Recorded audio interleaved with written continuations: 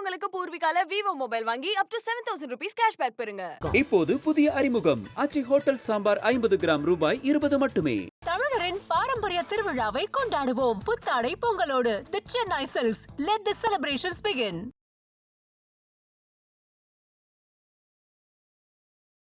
வணக்கம் சார். வணக்கம். இப்போ அந்த அண்ணா பல்கலைக்கழக அந்த விவகாரத்தில் யார் அந்த சார் அப்படின்ற அந்த ஒரு போராட்டத்தை வந்து அதிமுக இந்த முறை வந்து மற்ற போராட்டங்கள் வந்து ஒரு வித்தியாசமாகவே முன்னெடுத்திருக்காங்க. குறிப்பாக மாணவரணி போராட்டம் நடக்குது. அடுத்து வந்து இப்போ ஷாப்பிங் மாலில் போயிட்டு பதாகை ஏந்தி போராட்டம் பண்ணாங்க. ஸோ அதிமுக இந்த அளவுக்கு தீவிரமாக மற்ற போராட்டங்கள் இருந்து இந்த போராட்டத்தை ஒரு ரொம்ப சிவியராக எடுத்து போராட்டம் நடத்திட்டு இருக்காங்க. அதே சமயத்தில் இப்போ திமுகவில் நிறைய கேள்விகள், பொள்ளாச்சி விவகாரத்தில் வந்து நிறைய வந்து நீங்கள் மூடி மறைச்சிட்டீங்க, ஆனால் இதில் வந்து அந்த மாதிரி கிடையாது. இன்னைக்கு பொள்ளாச்சி விவகாரத்தை மூடி மறைக்கணும்னு திமுக அரசு தானங்க நடக்குது. திமுகவுடைய காவல்துறை தானே சிபிஐ கேஸ் ஹேண்ட் ஓவர் பண்ணி. சரி, அது சிபிஐட்ட இவங்க வந்து ஸ்பீடப் பண்ணலாம் சொல்லலாமே. இன்னைக்கு அவங்க நினைச்சா முடிக்கணும்னா முடிக்கலாம். சரி, உங்களுக்கு பொள்ளாச்சி, எங்களுக்கு அண்ணாமலை அண்ணா பல்கலைக்கழகம் சொல்ல முடியுமா? அவங்க பண்ணது தப்பு. அதுக்கு தானே உங்களை வந்து உங்கள் அரசை மக்கள் தேர்ந்தெடுத்து வச்சுருக்காங்க. அப்போ நீங்கள் பண்ணிவிட்டு நான் அங்கே நீங்களும் தான் பண்ணீங்க, நாங்களும் தான் பண்ணணும்னு சொல்ல முடியுமா? இது ரொம்ப அருவருப்பான அரசியலுங்க. அது பொள்ளாச்சியை ரொம்ப அது வருந்தத்தக்கது. போய் நீங்கள் நடவடிக்கை எடுக்கலாம். உங்கள் ஆட்சி தான் நடக்குது. அதனால ஏடிஎம்கே இன்னும் எஃபெக்டிவாக பண்ணணும்னு தான் நினைக்கிறேன் இந்த போராட்டங்களை. ஆனால் இந்த மாதிரியான போராட்டங்கள் வந்து இந்த சிறப்பு புலனாய்வுகளுக்கு நடக்கிற விசாரணையை வந்து ஒரு மாதிரி கிட்டத்தட்ட ஒரு மாதிரி காவல்துறையை கொச்சைப்படுத்துற மாதிரி தான் இருக்கு, திசை திருப்பு மாதிரி தான் இருக்கு. இந்த மாதிரி அது வந்து அரசியலா ஆகுறீங்க. இப்போ அரசியல் கட்சிகள் வேற என்ன பண்ணுவாங்க? விவசாயிகளுக்கு அநீதி நடக்கும்போது போராடுறாங்க. டெல்லியில் இவ்வளோ நாட்கள் விவசாய போராட்டம் நடக்கலைன்னா அந்த விவசாய சட்டம் ரத்தாயிருக்குமா? ரத்தாயிருக்காதா? ரத்தாயிருக்காது. போராட்டம் நடக்கலன்னா ரத்தாயிருக்காது. போராட்டத்தின் விளைவு தான் அந்த சட்டம் ரத்தாகுது. அப்போ போராட்டம் என்பது அரசின் முடிவுகளை மாற்றக்கூடியது. அரசின் கவனத்தை வந்து மக்களுக்கு இது தேவைப்படுது, நம்ம வேற விதமாக போயிட்டு இருக்கோம், வேற ஆங்கிளில் போகிறோன்றத சொல்லி காட்டுறதுக்கு போராட்டம் அவசியம். அதனால் இப்போ இந்திய சுதந்திரமே வந்து போராட்டத்தின் அடிப்படையில் தானே வந்தது. ஸோ போராட்டம்ன்றது ரொம்ப ரொம்ப அடிப்படை உரிமை. அதை எதிர்கட்சிகள் தான் செய்வாங்க. ஆளும் இப்போ திமுக பண்ண முடியுமா? ஸோ அதே போல் ஒரு புறம் காவல்துறை இந்த போராட்டங்கள்லாம் வந்து ரெஸ்ட்ரிக்ட் பண்ணுறது. ஏன்னா வந்து சட்டம் ஒழுங்கு பிரச்சனை ஏற்படும், ஏதாவது ஒரு வகையில் வந்து நீங்கள் ஜாம் ஏற்படும். நீங்கள் வந்து டங்ஸ்டன் அந்த பேரணி, அதுவும் வந்து காவல்துறை அனுமதியை மறுத்து தான். அதாங்க இந்த அண்ணா பல்கலைக்கழகத்துக்கு அப்புறம் நம்ம வந்து இதை வேற மாதிரி பார்க்கணும். அண்ணா பல்கலைக்கழக இஷ்யூக்கு பிறகு இங்கே காவல்துறை ரொம்ப ரெஸ்ட்ரிக்ட் பண்ணுறாங்க போராட்டங்கள். ஏன்னா இது ஒரு பெரிய இது வந்து லக்கிலி இது ஹாலிடே சீசனாக போயிடுச்சு. இப்போ கல்லூரிகள் கூட ப்ராப்பராக இது செயல்படல. இதை வந்து மாணவர்களும் கையில் எடுத்து போராடிடுவாங்க. இது தொடர்ச்சியாக ஒரு இடத்துல அலோவ் பண்ணோம்னா அப்படியே பற்றிக்கும் அப்படின்ற மாதிரி பல்வேறு பிரச்சனைகள். இப்போ வல்லூர் ஜேஎன்யூலாம் நடந்த போராட்டம் மாதிரி ஒரு இந்தியா ஃபுல்லுக்க ஒரு போராட்டம், ஸ்டூடெண்ட்ஸ் போராட்டமாக மாறிடுச்சு. இப்போ ஒரு இடத்துல அனுமதி கொடுக்குறாங்க, அந்த அனுமதி அங்கேயே உட்காந்துட்டாங்கன்னா என்ன பண்ணுவீங்க? நீங்கள் காலையிலேருந்து சாயங்காலம் வரையும் போராட்டம் அப்படின்னு சொல்கிறாங்க. காலையில் வராங்க மக்கள் வந்து ஒன் பை ஒன்னாக வந்து ஜல்லிக்கட்டு அப்படி தானே ஆச்சு. போய் ஜாலியாக உட்காந்தாங்க, அதுக்கப்புறம் கடற்கரை அப்படி ஒரு திரட்டுச்சுன்னா என்ன பண்ண முடியுது? அது பெரிய பிரச்சனை ஆகிடும்டா. அந்த அளவுக்கு போகாமல் நீங்கள் வந்து அரசு தன்னுடைய வேலைகளை கரெக்டாக செஞ்சுருந்தா இந்த அளவுக்கு போயிருக்காது இல்லையா? ஸோ தே ஹேவ் டு போராட்டத்தை அவங்க அலோவ் பண்ணணும். அதே நேரத்தில் அவங்க பயப்படுறாங்க அப்படின்றது தான். ஸோ அதே போல் இப்போது ஈரோடு கிழக்கு தொகுதி இடைத்தேர்தல் அறிவிச்சிட்டாங்க, டேட் அறிவிச்சிட்டாங்க. ஸோ இந்த மாதிரியான விஷயங்கள் வந்து திமுக கூட்டணிக்கு எந்த அளவுக்கு ஒரு பாதிப்பு ஏற்படுத்தினா, இப்போ வந்து திமுகவே இப்போ அங்கே வேட்பாளர் அறிவிக்க போகிறாங்களா, இல்லை மறுபடியும் மீண்டும் காங்கிரஸுக்கு வாய்ப்பளிக்க போகிறாங்கன்னு தெரியல. அதே போல் இந்த போராட்டம் அண்ணா யூனிவர்சிட்டி போராட்டத்தை பொறுத்த வரைக்கும் அதிமுக படுதீவிரமாக இருக்காங்க. ஸோ இந்த மாதிரியான விஷயங்கள் வந்து கிழக்கு தொகுதி இடைத்தேர்தல் எந்த அளவுக்கு சார் ஓப்பனாக ஈரோடு கிழக்கு ஏற்கனவே நம்ம பார்த்தோம். அதில் அங்கே பல்வேறு முறைகேடுகள், அதாவது நம்ம அந்த டென்ட் கான்செப்ட் அங்கே தான் செந்தில் பாலாஜி இருந்தார், இப்பயும் செந்தில் பாலாஜி இருக்கிறாரு. ஸோ பார்ப்போம் என்ன பண்ணுறாங்க. இந்த அளவுக்கு இப்படியே இது மாதிரி இந்த இடைத்தேர்தலே நாங்கள் டென்ட் அமைச்சு மக்களை உட்கார வச்சு காசு கொடுத்து பண்ணோம்னா கடுப்பாயிருவாங்க. மக்களும் கடுப்பாயிருவாங்க, அங்கே உள்ள மற்ற எதிர்கட்சிகளும் கடுப்பாயிருவாங்க. பார்ப்போம் எப்படி பண்ணுறாங்கன்றது. அதே போல் இந்த அண்ணா யூனிவர்சிட்டி பல்கலைக்கழக விவகாரமும் சரி, அதே போல் இந்த எதிர்கட்சி போராட்டமும் சரி, இப்போ குறிப்பாக ஊடகங்களை வந்து பாயிண்ட் பண்ண ஆரம்பிச்சிட்டாங்க. இந்த மாதிரி போர்ட்ரேட் பண்ணுறதே ஊடகங்கள் தான். ஊடகங்கள் வந்து இது மாதிரி மிகைப்படுத்தி சொல்கிறீங்க அப்படின்னு சொல்கிறாங்க. ஒரு புறம் வந்து திமுக ஊடகங்கள்னு சொல்லிட்டு ஒரு அடையாளப்படுத்தப்பட்டு குறிப்பாக திமுகவுக்கு ஆதரவாக பேசுகிறாங்க. திமுகவை எதிர்த்து யாரெல்லாம் பேசுகிறாங்களோ அவங்கள வந்து ரொம்ப பர்சனல் அட்டாக்லாம் பண்ணுற அளவுக்கு இன்றைக்கி அது வந்து மாறி இருக்குன்னு சொல்லி சொல்கிறாங்க. இந்த மாற்றத்தை எப்படி சார் பார்க்குறீங்க? ஆனால் ஜேர்னலிசங்கிறது அப்போ இருந்தது வேறு, இப்போது போக போக அப்பத்துலேருந்து அப்படி தான் இருக்குது.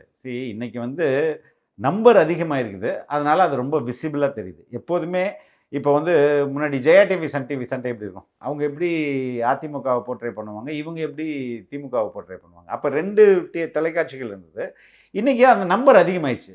இப்போ ஏடிஎம்கேக்கு கொஞ்சம் கம்மியாக இருக்குது, பட் திமுகவுக்கு நிறைய பேர் அதுக்காகவே ஒர்க் பண்ணுறாங்க. அவங்களுக்கெல்லாம் சென்ட்ரலைஸ்டாக ஒரு ஒரு ஒரு மையத்திலேருந்து ஒரு ஒரு ஒரு சென்டர்லேருந்து நீ இதை பேசு, நீ இதை பேசு, நீ இதை பேசு, நீ இதை பேசு, நீங்கள் எல்லாம் சேர்ந்து இன்றைக்கி இங்கே மீட்டிங் போடுங்க, நீங்கள் எல்லாம் சேர்ந்து இதை பேசுங்க, அப்போ இந்த மீடியாவுக்கு நீ இவனை பற்றியே பேசிகிட்டு அப்படின்னு ஒவ்வொருத்தருக்கும் ஒரு அசைன்மெண்ட் கொடுத்து அதை வந்து பேச வச்சிட்ருக்காங்க. அது அன்னைக்கு வந்து ரொம்ப கம்மியாக இருந்தது, இன்றைக்கி வந்து அது நிறையா இருக்குது. அது எப்போதும் இருக்க தான் செய்யும். பர்சனல் அட்டாக் வரைக்கும் போகிறதுக்கும் எல்லா இடத்துலையும் இருக்கும்ல.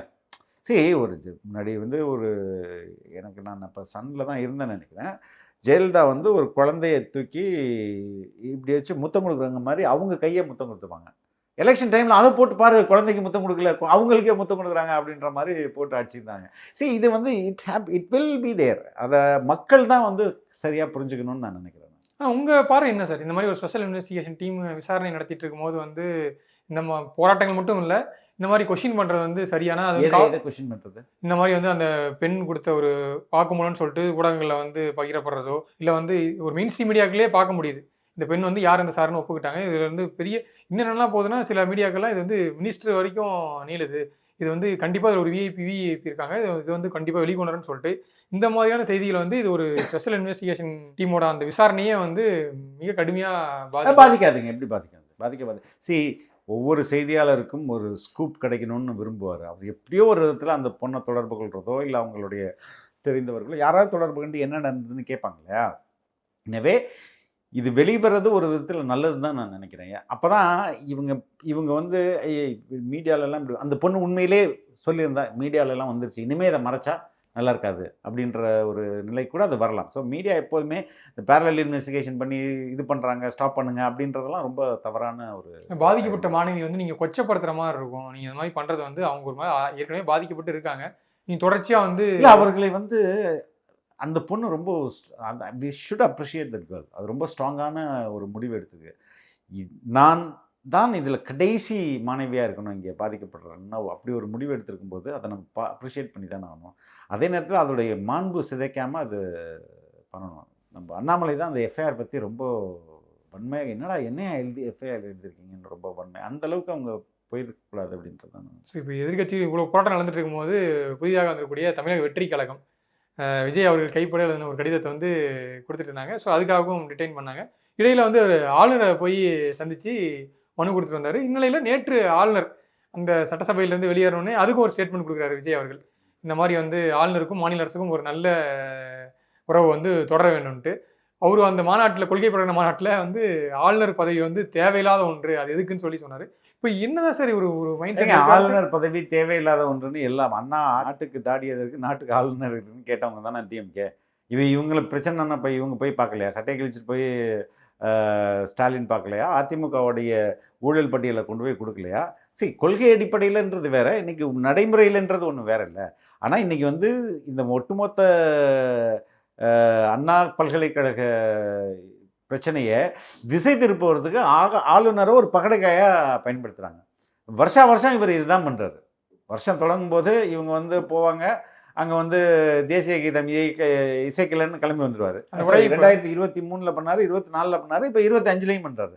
ஆனால் இன்றைக்கி என்ன பண்ணுறாங்க, திமுகவுடைய கூட்டணி கட்சிகள் குறிப்பாக விசிகா உள்ளிட்டவர் என்ன பண்ணுறாங்கன்னா, ஆளுநர் இப்படி பண்ணக்கூடாது, அதிமுக இதை வச்சு அரசியல் பண்ணுது அப்படின்னு ஒரு பக்கமும், ஆளுநர் தான் இந்த அண்ணா பல்கலைக்கழகத்தில் நடந்ததுக்கு ரெஸ்பான்சிபிலிட்டி, அவர் தான் வந்து சான்சலர் வேந்தர் அப்படின்றத அப்படி போடுறதுக்கு இது ஆளுநருடைய இந்த நடவடிக்கை ரொம்ப அவங்களுக்கு உறுதுணையாக இருந்துச்சுல்ல.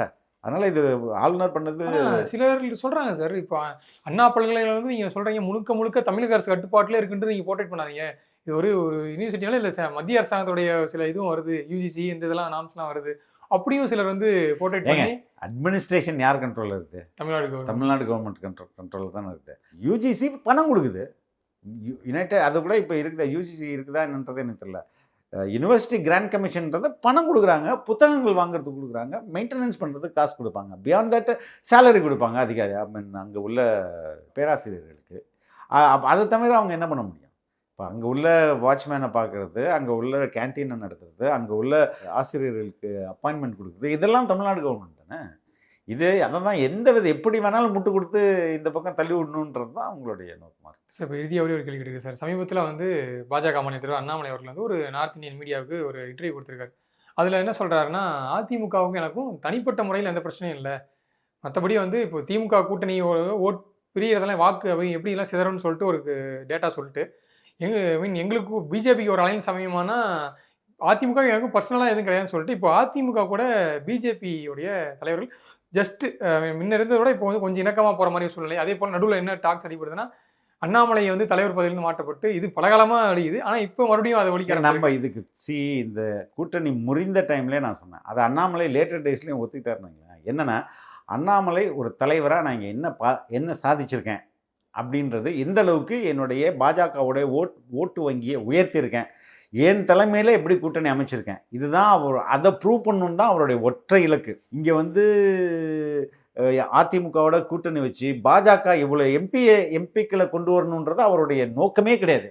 ஹவ் ஐ ஹவ் பெர்ஃபார்ம்டு அப்படின்றத காட்டுறது மட்டும்தான் அவருடைய இலக்கு. ஏன்னா அதற்கு முன்பு பாஜக தனியாக நின்று நோட்டாவுக்கு கீழே அப்படின்றது தான் அவங்களுடைய பேர். அதை ப்ரூவ் பண்ண வருது அவள் தான். ரொம்ப பர்சனலைஸ்டு, ரொம்ப செல்ஃபிஷ்னு கூட சொல்லலாம். அதுக்கு தான் அவர் ஒர்க் பண்ணாரே ஒழிஞ்சு அதை கொண்டு வந்து ஒரு இடத்துல பார்த்தீங்களா, இங்கே நோட்டாவுக்கு கீழே நீங்களே நான் ஒரு மனுஷன் என்னுடைய இத்தனை ஆண்டுகள் உழைப்பில் இங்கே கொண்டு வந்து நிறுத்திட்டேன் பார்த்தீங்களா அப்படின்னு காட்டிட்டாரு.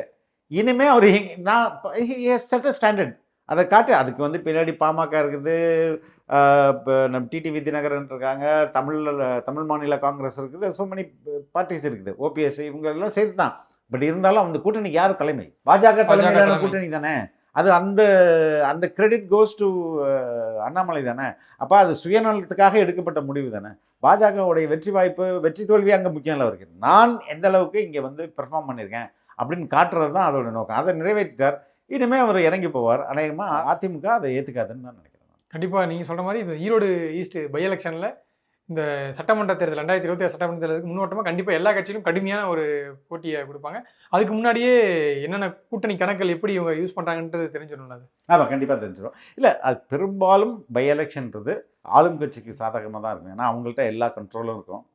அதனால் அதை பெருசாக நம்ம எடுத்துக்க தேவையில்லை. அப்படியே இந்த ஈரோடு பை எலெக்ஷன் நடந்தாலும் நெக்ஸ்ட் இயரில் அது காலவாதியாக தானே போகுது. So it will not create a big thing. கண்டிப்பாக இப்போ தமிழ்நாடு அரசியல் களத்துலையும் சரி, இப்போ அடுத்த வருஷம் நடக்க போகிற அந்த தேர்தலையும் சரி, அண்ணா யூனிவர்சிட்டி விவகாரம் ஒரு பெரிய பூகம்பத்தை ஏற்படுத்தியிருக்கு. ஆனால் யார் அந்த சாருன்றது இந்த அளவுக்கு இன்னுமே ஒழிச்சிட்டு தான் இருக்குது. ஆனால் இதுக்கு வந்து ஸ்பெஷல் இன்வெஸ்டிகேஷன் டீம் அவங்க வந்து ஒரு இன்வெஸ்டிகேஷன் முடிச்சு சொன்னால் மட்டும்தான் எனக்கு உரிய பதில் கிடைக்கும். ஏன்னா இப்போ எடப்பாடி சொன்னோடனே அங்கே ஓபிஎஸ் டீம்லேருந்து ஒரு குரல் ஒலிக்குது. இதே போல் கொடநாட்டில் வந்து சிசிடிவி ஆஃப் பண்ண சொன்னேன், யார் அந்த சார்னு சொல்லிட்டு அவர் ஒரு கேள்வி எழுப்புறாரு. ஸோ ஒவ்வொரு கட்சியும் சரி, இப்போ அதிமுக சரி திமுக சரி, எங்கள் ஆட்சியில். ஆனால் இப்போ இந்த கடந்த கால இப்போ கொடநாடு எஸ்டேட்டில் யார் சிசிடிவி ஆஃப் பண்ண சொன்னால், எப்படி அங்கே கரண்ட்டு போச்சு, இதெல்லாம் வந்து இப்போ இருக்கிற கவர்மெண்ட் யார்? டிஎம்கே. கண்டுபிடிக்க முடியுமா முடியாதா? முடியும். ஏன் முடியல? ஏன் பண்ண மாட்டுறாங்க? எடப்பாடிக்கும் நேரடியாக கொடநாடு கொள்ளைக்கும் எடப்பாடிக்கும் தொடர்பு இருக்குது அப்படின்னு எஸ்டாப்ளிஷ் பண்ணி இப்போ ஆட்சி வந்து 3 வருஷம் கிட்ட ஆக போகுதுல்ல. அசம்பிளிலேயே சிஎம் பேசினார். அவன் ஏன் இன்னும் பண்ணலன்னு கேட்குறேன் நான். why are not they doing it? அப்போ இவங்களுக்கு தானங்க மைலேஜ். அது வந்து கொடநாடு எஸ்டேட்டில் உள்ள அந்த பர்டிகுலர் லைன் வந்து ஜெயலலிதா வீட்டுக்கு போகிற அந்த லைன் வந்து தனியான லைன். அது வந்து அதுக்கும் பக்கத்தில் உள்ள ஊருக்கும் கிராமங்களுக்கும் எந்த தொடர்பும் இல்லை. நேராக அந்த பவர் சென்டர்லேருந்து பவர் ஹவுஸ், அங்கே பவர் ஜென்ரேஷன் ஒரு ஹவுஸ்லேருந்து நேரடியாக ஸ்பெஷல் பர்மிஷன் எடுத்துகிட்டு போயிட்டு அங்கே வந்து அந்த வீட்டுக்கு கொடுக்கப்பட்டிருக்கு. அந்த தேதி அன்னைக்கு அங்கே கரண்ட் இருந்திருக்குது. அந்த டிஸ்ட்ரிபியூஷன் பாயிண்ட்லேருந்து வீடு வரை கரண்ட்டு போகிறதுக்கான டேட் இருக்குது. அங்கே யார் ஆஃப் பண்ணது? இதை கண்டுபிடிக்க முடியாதா தமிழ்நாடு அரசால்? முதலமைச்சர் நினச்சா கண்டுபிடிச்சிடலாம்ல. ஏன்டா எங்கடா சிசிடிவி என்னாச்சு, அதுக்கு முன்னாடி யார் வந்து ஆஃப் பண்ணா, அதுக்கு முன்னாடி இருந்த ஃபுட்டேஜ் என்ன, இதெல்லாம் கண்டுபிடிக்க முடியும்ல. ஏன் பண்ண மாட்டேங்கிறாங்க? இவங்களோட அரசு தானே. கண்டிப்பாக இது வந்து நீங்கள் சொன்ன மாதிரி ஏடிஎம்கேக்கு ஒரு மைலேஜ் கொடுக்குது, டிஎம்கேக்கு இன்னொரு. அது ரொம்ப அசிங்கமாக இருக்குல்ல. கண்டிப்பாக சார். நீ வரும் காலங்களில் இப்போனா திமுகவுக்கு எதிராக தான் வந்து மக்கள் மனப்பான்மை இருக்குது அப்படின்னு சொல்லிட்டு எதிர்கட்சிகளாக தொடர்ச்சியாக வந்து குரல் கொடுக்க ஆரம்பிச்சிட்டாங்க. அது அதிமுக இந்த முறை மற்ற போராட்டங்களோட அதை ஸ்ட்ராங்காக முன்னெடுக்காங்க. நீங்கள் சொன்ன மாதிரி இனி வரும் காலங்களில் தான் தெரியும். பை எலெக்ஷனில் தாண்டி இன்னும் 1 இயர் இருக்கக்கூடிய அந்த எலெக்ஷனில் அடுத்த திமுக என்னென்ன திட்டங்களை வந்து முன்னெடுக்க போகிறாங்கன்றது தெரியும். கண்டிப்பாக நேரம் ஒதுக்கி பல கேள்விகளுக்கு பதிலளிச்சிங்க. நேரத்துக்கு நன்றி. ரொம்ப நன்றி. இந்த பொங்கலுக்கு பூர்விகால விவோ மொபைல் வாங்கி up to 7,000 rupees cashback பெறுங்க. இப்போது புதிய அறிமுகம் ஆச்சி ஹோட்டல் சாம்பார் 50 கிராம் ரூபாய் 20 மட்டுமே. தமிழரின் பாரம்பரிய திருவிழாவை கொண்டாடுவோம் புத்தாடை பொங்கலோடு. The Chennai Silks. Let the celebrations begin.